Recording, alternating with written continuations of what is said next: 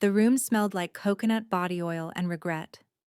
My thighs still trembled as I lay on my stomach, face buried into the pillow, biting the corner to hold back a moan that threatened to slip out and ruin the silence of the morning.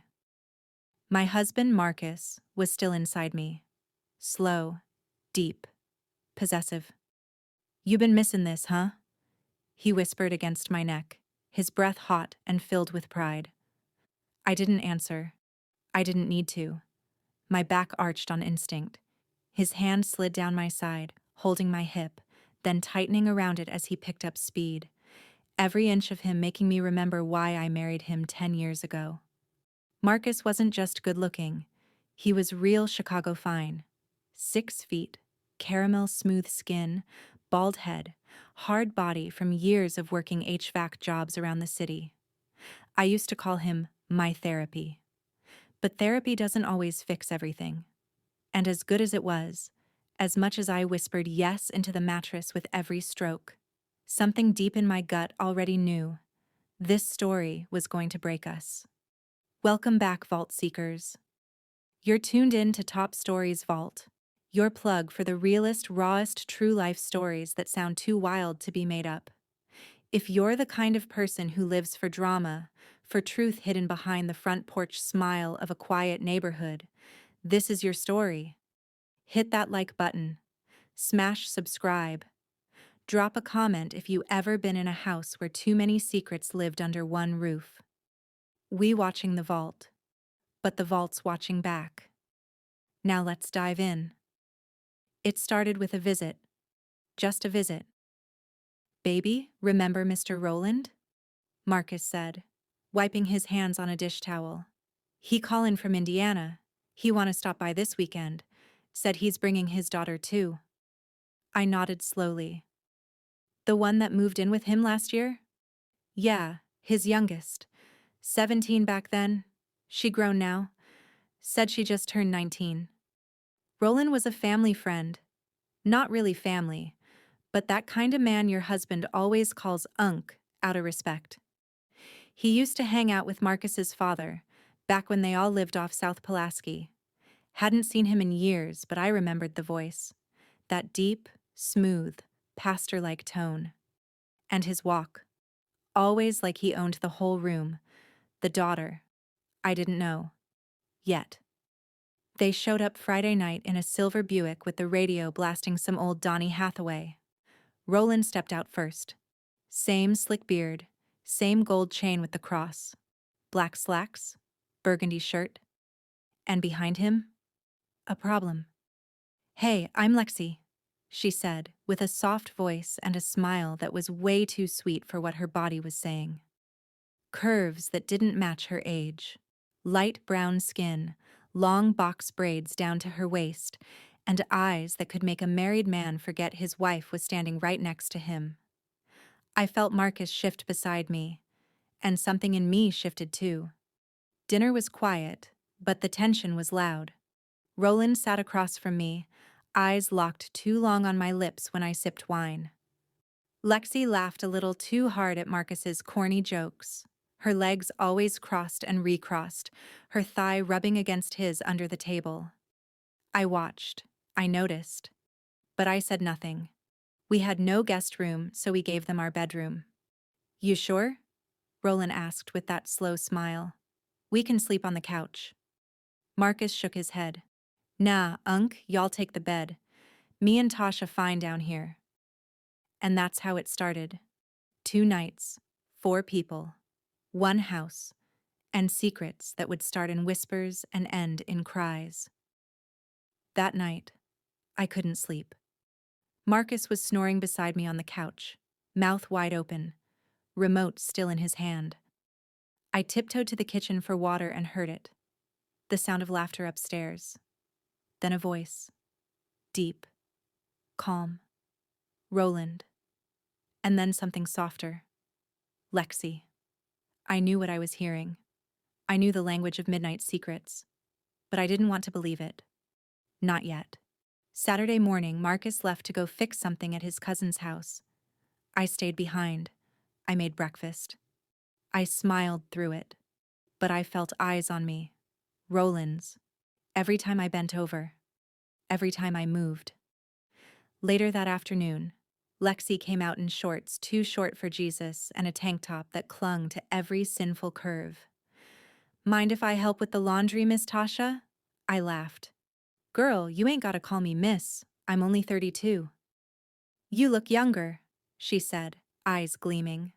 She followed me to the laundry room, stood too close behind me, watched the machine spin. Then her hand grazed mine. I didn't move it. I didn't understand why. Something in me liked the heat of it. Something in me had been cold too long. We didn't speak. Just silence. But something had started.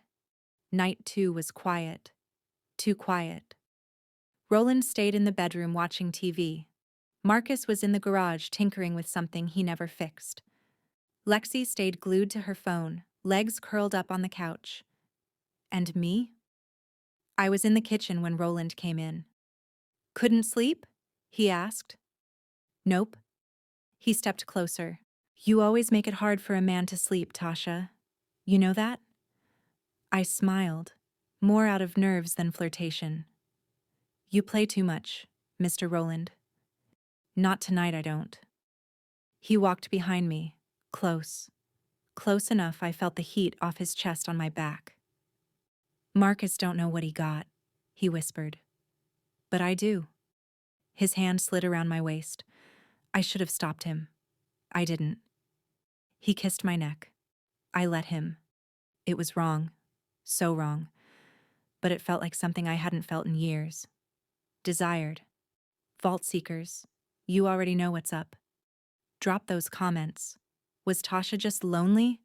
Or was it already in her? Hit like. Subscribe. And if you were in this house, what would you do? Stay tuned. And trust me. Nobody in that house is ready for what's next. I didn't sleep that night. Every time I closed my eyes, I saw his hands. Felt them. I replayed that moment in the kitchen. Roland's breath on my neck. The way his palm slid under my shirt like it belonged there. And the way I didn't say no. I laid beside Marcus on that old pull-out couch, his arm draped over my hip like a claim. But I didn't feel claimed. I felt caught. Caught between what was right and what was alive. Because Roland made me feel alive. The sun hadn't fully come up when I got out of bed. I needed space. Or clarity. Or maybe I just didn't want to be lying next to a man who hadn't touched me like that in months until last night. And only then because the bedroom was occupied. I poured myself coffee, leaned against the counter and stared out at the street. Quiet. Empty. Like my mind used to be before they came. A door creaked upstairs. Footsteps. I turned, expecting Lexi. It was Roland. He came down shirtless, just sweats hanging low, showing off a body that didn't belong to no 50-something-year-old man, his chest still firm. Tattoo over his heart. Skin the same deep tone as fresh coffee. No belly. No shame. He grinned when he saw me. "Morning, baby girl." My lips twitched. "You always wake up walking like you own the floor?" He chuckled. "Only when the floor's got something this fine in the kitchen." My heart beat faster. I wanted to say, stop. I wanted to remind him I was married. To his godson, no less. But I didn't. Instead, I stood there, letting him drink me in. I had on an oversized t-shirt and nothing underneath. He walked right up. Close. Way too close. The kind of close that makes your breath get shallow and your thighs shift without you meaning to. "You sleep okay?" he asked, eyes low. I nodded. "Thinking about earlier?" he whispered. My voice barely made it out. "Yeah. You want to finish it?" That did it. I turned and walked away, but not fast enough. His hand caught my wrist. Not rough. Just sure. Like he already knew what I'd do. He pulled me into him. My back hit the fridge. I gasped as his lips pressed against mine. It wasn't gentle. It wasn't romantic. It was greedy. and I gave it back. His hands were everywhere, on my hips, under my shirt, down my spine. The kitchen was too quiet and too loud at the same time. "Let me taste you," he growled. I froze. For a second. But just for a second. I nodded. He dropped to his knees right there on the tile, right there in my husband's house. The moment passed fast. Too fast. I heard the back door rattle and panicked, pushing him away. "Go," I hissed. He chuckled, slow and lazy. "You gon' want more." I didn't answer. Just wiped my mouth and grabbed a dish towel, pretending to clean. Marcus walked in seconds later holding a paper bag from Duncan and a half smile. "Babe, they was out of strawberry frosted. Got you a maple." I forced a grin. "Thanks." He kissed my cheek. I felt like I was wearing fire. Lexi came down later in tight yoga pants and a hoodie that barely reached her waist. Her edges laid, lip gloss poppin', AirPods in like she lived here. She looked at Marcus a little too long. Again. And this time, he looked back. Not a full stare, not a body check, just a glance. Quick, sharp, but dangerous. I saw it. And something inside me didn't just get nervous. It got jealous. Not because I loved Marcus more, but because Lexi had that kind of power without even trying, and I'd just given mine away on the cold kitchen floor. Later that night, we watched a movie. The four of us. Roland and Marcus sat on the couch. Lexi and I took the floor, lying on opposite sides. The air felt tight. I could smell the tension, the sex, the secrets none of us were saying. Midway through the movie, I glanced up. Roland's hand was resting on his thigh, 2 fingers tapping slow. Marcus's eyes weren't on the screen. They were on Lexi. And Lexi was smiling, eyes still on the TV, but her legs uncrossed slightly, on purpose. My stomach twisted. I wanted to shake him, scream, say, "That girl is 19. But I couldn't, because if the truth came spilling out, mine would fall right behind it. Later, when everyone went to bed, I stayed downstairs, just staring at the blank TV screen, hearing the echo of Lexi's laugh in my ears and the feel of Roland's hands on my body still tingling under my skin. I had made a mistake, but I had a feeling I wasn't the only one. There are sounds a woman doesn't forget. The first cry of her child, the rustle of a new lover's breath, the sigh her body makes when it betrays everything it once promised. It was the night after the movie. The house had settled into silence. Marcus was snoring lightly beside me on the pullout again, his back turned like he had the night before. Lexi and Roland were upstairs, one in the guest room, one in the bedroom that should have been ours. I couldn't sleep. My body was restless, but my guilt heavier than any blanket. Still, my thighs wouldn't stop pressing together, and my fingers had a mind of their own. I got up, tiptoed. The clock said 1:14 a.m. I didn't know where I was going exactly. Maybe the bathroom, maybe nowhere. But my body led me. Halfway up the stairs, I paused. The guest room door was cracked, just slightly, enough for sound to slip out. I froze. Then I heard it. Soft at first, then clearer. A gasp, a whimper. The kind a girl makes when she's not alone. I moved closer, just enough to see.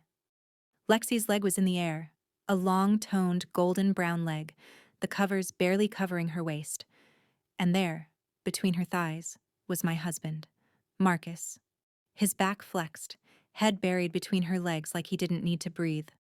Her fingers were in his hair, her chest rising fast. I didn't scream. I didn't cry. I just stood there, watching. Somehow, I wasn't even surprised, just hurt, and turned on. God help me. That's when I realized whatever happened with me and Roland wasn't a mistake. It was a mirror. Marcus and Lexi kept going, slow and hungry. He climbed up her body, kissed her neck, her breasts. She moaned loud enough to make me step back into the shadows. I heard her whisper, "Harder, Daddy," like she was begging for everything I once had. I walked away, down the steps, into the kitchen, shaking, but not from pain, from need. Because the fire that started in me 2 nights ago never left, it just waited. I poured a glass of wine, didn't bother with a glass, and sat on the counter, trying to make sense of what I'd seen. That's when Roland came in, his chest bare again. No shame, just eyes locked on mine. "You heard him, huh?" he said, voice low. I nodded slowly. His jaw flexed. "You okay?" I shook my head. He walked up to me, stood between my knees. "Come here." And I did. He kissed me like he already knew everything I didn't say. Hands on my thighs, lifting me off the counter. I wrapped my legs around him. Our mouths devoured each other like we were trying to erase what we saw, replace it with something hotter.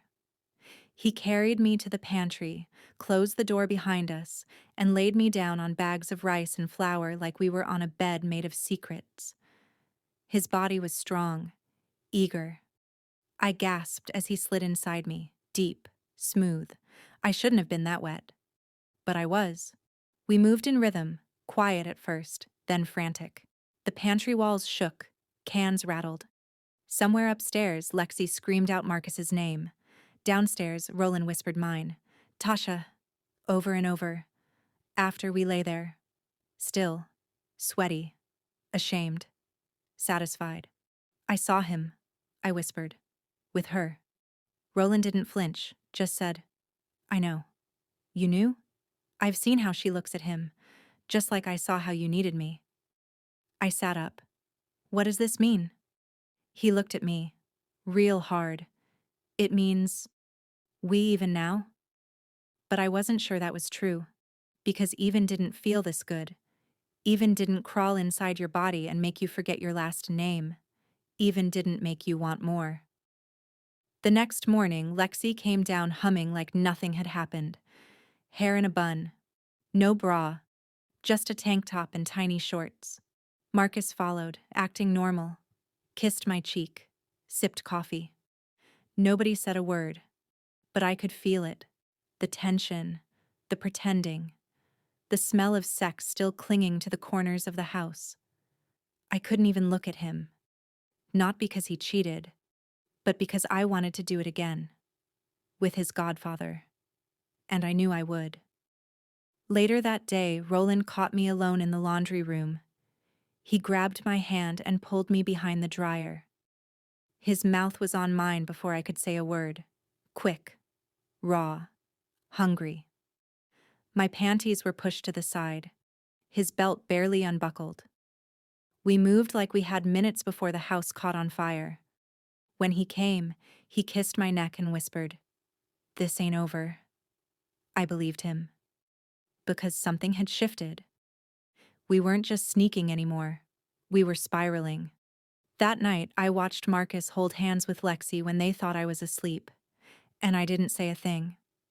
Because I was already planning my next moment alone with Roland. Secrets don't live quietly. They multiply. And this house was full of them. I thought guilt would kill my appetite. But all it did was make me hungrier. Every corner of that house had become a battlefield. Walls soaked in secrets, floors that creaked like they were tired of holding lies. And yet, we all smiled through it, sat across each other at dinner like actors in a low-budget play. Only difference? This script was being written with bodies. And I was no longer ashamed of my role. That morning, Marcus kissed my neck like a faithful husband. I almost laughed. Lexi giggled through breakfast, her little cropped hoodie sliding up just enough to show that tempting dip at her waist. Her bra was missing again, and Marcus didn't even try to hide his stares anymore. I was sipping orange juice when Roland slid a note under my thigh. "Library, 10 minutes, no panties." My breath hitched. He didn't even look at me, just kept eating toast like he wasn't wrecking my marriage in between sips of coffee. At 10:03, I slipped into the library. The room was dark except for a beam of sunlight cutting through the blinds. Dust floated in the air. Books lined the shelves, untouched, just like half the promises in this house. Roland was already there. He grabbed me the second I walked in, shut the door, and locked it. His hand went between my legs, confirming I followed instructions. Good girl. I should have slapped him. Instead, I moaned. He bent me over the reading table, my hands flat against Becoming by Michelle Obama. The irony didn't miss me. He didn't even take his pants off. Just unzipped and slid into me from behind. Fast. Rough. My legs trembled. The table squeaked. I pressed my lips together so tight I thought they'd bruise. He grabbed my hair, whispered in my ear, "You like being nasty in your own house?" I nodded like a woman baptized in lust. "You like knowing your man's upstairs with my daughter while I'm inside you?" A tear slipped from my eye. I didn't know if it was shame, anger, or pleasure. Maybe all three. I came hard, silent scream buried in the spines of books. When he finished, he pulled out, kissed my back, and said, "See you at dinner." And just like that, he was gone. I cleaned myself up with tissues, wiped the sweat from my chest, and tried to act normal. But nothing was normal anymore. Later that day, Marcus told me he and Lexi were going to the store for snacks. Snacks. They came back with one small bag of chips, and she had new lip gloss on. Roland didn't say a word, just looked at me across the couch and winked. I should have felt broken. Instead, I felt powerful. We were all lying. But at least I was honest with myself. I wanted Roland. Not just his body, but the way he saw me. Like I was still sexy. Still wanted. Still something more than Marcus's tired, overlooked wife. That night, it stormed. Thunder cracked like the house itself was angry. The lights flickered. Rain pounded the windows. Lexi was in her room. Door closed. Music playing low. Marcus said he was going to fix a leak in the basement. He was gone a long time. I waited in the living room. Roland came in wearing just boxers and a tank. He sat beside me. We said nothing for a full minute.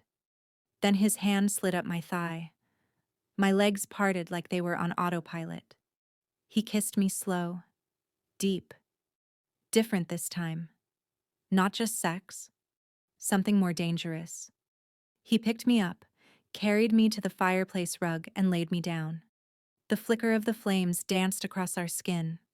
I unwrapped him like a gift I couldn't wait to open again. When he slid into me this time, we both gasped, like it was the first time all over again.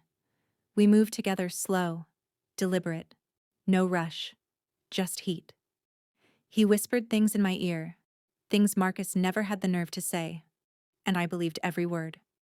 Afterward, I rested on his chest, both of us sweaty and quiet. Then we heard it. Footsteps. Not one pair. Two. Roland sat up fast, covering me. Lexi's voice came first. "Daddy?" Then Marcus's, "Yo, Roland? You down here?" They were together. I scrambled to my feet, threw on my robe, and ducked into the shadows beside the fireplace. Roland stood, adjusting himself like nothing happened. They entered from the hallway. Lexi's face lit up when she saw her dad. Marcus was holding her hand. "We thought we heard something," Marcus said, looking around. Roland nodded, yawning. "Just me. Thought I heard a pipe burst." No one questioned it, but I saw the way Lexi looked at him. Eyes narrowed, suspicious. And Marcus? He was sniffing the air like he smelled something familiar. Sex leaves traces, even when the lights are dim and the bodies are gone. We went to bed without a word. Marcus tried to cuddle me. I let him. But I stared at the ceiling the whole night, because something had changed. It wasn't just cheating anymore. It was war. And we were all soldiers pretending we weren't bleeding. I woke up before sunrise. Marcus was still asleep, his arm draped across my waist like he still owned me, like he wasn't just as stained as I was. The scent of last night, Me and Roland, tangled up like vines in heat, still lingered in the sheets. I slid out of bed quietly and tiptoed down the hallway. Lexi's door was cracked open. Curiosity should have stayed sleeping, but I didn't let it. I peeked inside. She wasn't there. The bed was untouched, the covers still neat. My heart started doing backflips. Then I heard it. A moan. Low. Male. Coming from downstairs. I crept quietly, one step at a time, heart thumping louder than the thunderstorm from the night before. The hallway felt longer than usual. My robe clung to my damp skin. I followed the sounds to the guest room, and that's when I saw it. Through the barely open door, Marcus, on top of Lexi, my husband, inside her, and not just that. He was lost in her. He held her wrists above her head, his back muscles flexing with each stroke, Lexi's legs wrapped tight around his waist. Her head tilted back in ecstasy, her mouth open in that silent scream I knew too well. She looked wild, animal, innocent no more. He was whispering her name. Not mine. Not even a mistake. I should have screamed. I should have kicked the door in and ripped them apart. But I didn't. I watched. Like it was a show and I had front row seats. Like some twisted version of karma had arrived and said, "Your turn." Marcus grunted. Lexi moaned louder. He collapsed on her chest, and I backed away before the door creaked or gave me away. Back up the stairs, into the bathroom, I locked the door and stared at my reflection. My face was blank. But inside, I was shaking. My husband had just slept with the 19-year-old daughter of his childhood friend, under my roof. And all I could think was he better with her than with me? Later that morning, the kitchen was too quiet. Lexi came in wearing a hoodie, her face glowing. Marcus poured himself coffee like nothing had happened. Roland entered last, nodding to all of us, like we weren't a tangled mess of betrayals and heat. I cooked eggs I couldn't eat. Marcus kissed my cheek. "Thanks, baby," Lexi said. "You're a great cook, Mrs. Nina." Mrs. Nina. I almost choked. Roland looked at me for a second longer than necessary, and I knew. He saw it in my eyes. I knew. We all knew. But no one said a word. That afternoon, Roland asked if he could talk to me alone. We went outside to the back porch. "You saw, didn't you?" I didn't answer. He sighed, lit a cigarette. "I didn't come here for this." "You sure?" I snapped. "Because your zipper's been down since Thursday." He chuckled bitterly. "You think I'm proud of what we did?" "Number, I think you loved it." His eyes held mine, and then he said it. "She's 19, Nina. She's grown. She knew what she was doing." "So did you." Silence. He exhaled smoke through his nose, then looked out at the lawn. "I should have left yesterday." "Why didn't you?" "Same reason you didn't stop me." That night, I didn't sleep. Neither did the lies. They walked up and down the stairs, creaked the floorboards, whispered in the vents. Around 1 a.m., I heard the guest door open, then ours. I froze. Marcus climbed into bed smelling like shampoo and sin. He touched my thigh. I didn't move. "Babe," he whispered. "You okay?" I pretended to be half asleep. He started kissing my neck. I let him. Because at that point, what was one more lie?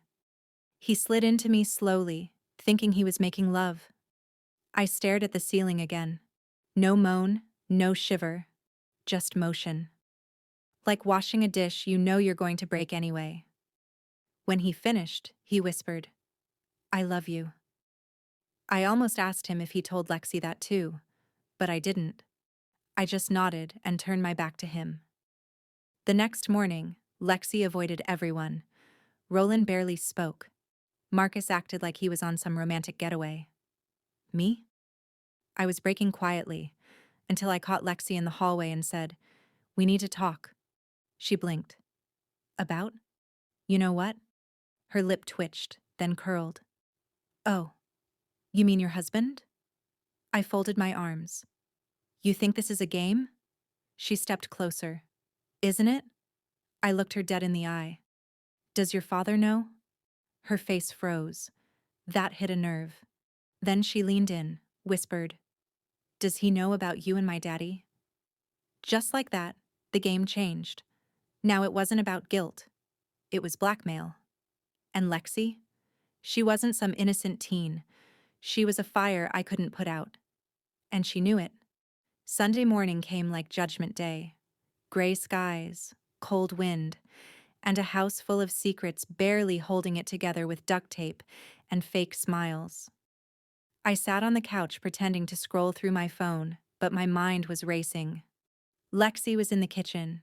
I could hear her humming, confident, carefree, like she hadn't wrecked this house with her hips. Roland was outside smoking again, standing like a man with too much weight in his chest and not enough air to breathe.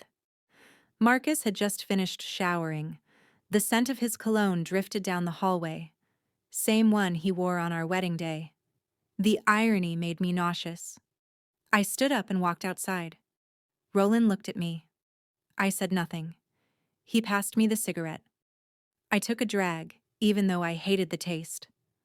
I think it's time y'all left, I said finally. He looked down, then at the sky. Yeah, he muttered. I was thinking the same. We didn't hug. We didn't cry. We just stood there like two survivors after a storm, realizing there was nothing left to rebuild. He walked back inside. Minutes later, I heard him telling Lexi to pack up. She stomped around a little, slammed a drawer. Then she said something to Marcus that I didn't quite hear, but it made him come running out like his shoes were on fire. You kicking them out? He asked me, half yelling. I'm asking them to leave. Yes. His nostrils flared. You think you run this house? I smiled. Apparently not. You let a teenager ride you under our roof. He stepped back like I slapped him.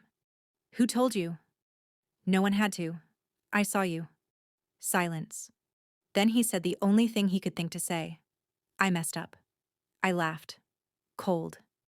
You think that covers it? He rubbed his forehead. What about you and Roland? My mouth parted. So he knew. He knew. This whole time we'd all been acting, playing dumb in this Broadway of betrayal. I knew something was off the second I saw the way he looked at you, he continued, but I never thought you'd actually... I cut him off. You're mad? Really? After Lexi? She's just a kid. She's 19. That's legal. But not right. And you were? He didn't respond. Just walked away. Like a man who realized he couldn't win the argument. Or the woman. By the time Roland and Lexi left, the sky had started to clear. She waved at me through the window. I didn't wave back. Marcus stood behind me, quiet, hands in his pockets. I'm sorry, he whispered. So am I said. We stood in silence, watching the car drive away. Roland didn't look back. Lexi did, smiling like she'd won. Maybe she had. We didn't talk much that week. Marcus slept on the couch. I let him.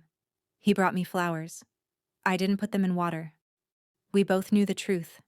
Something in us died that weekend, and it wasn't coming back. Weeks passed. Marcus tried. Really tried. He deleted his socials, started coming home early, tried to touch me like it was the first time. But every time his hand touched my waist, I saw her. Lexi. On top of him. Eyes wild. Nails in his back. Every time he said, I love you, it felt like a rerun of a show I no longer liked. I tried to let it go. I even tried church. I sat in a pew one Sunday, tears streaming down my face, hoping for a reset button. But you can't unsee betrayal. You can only learn to live past it.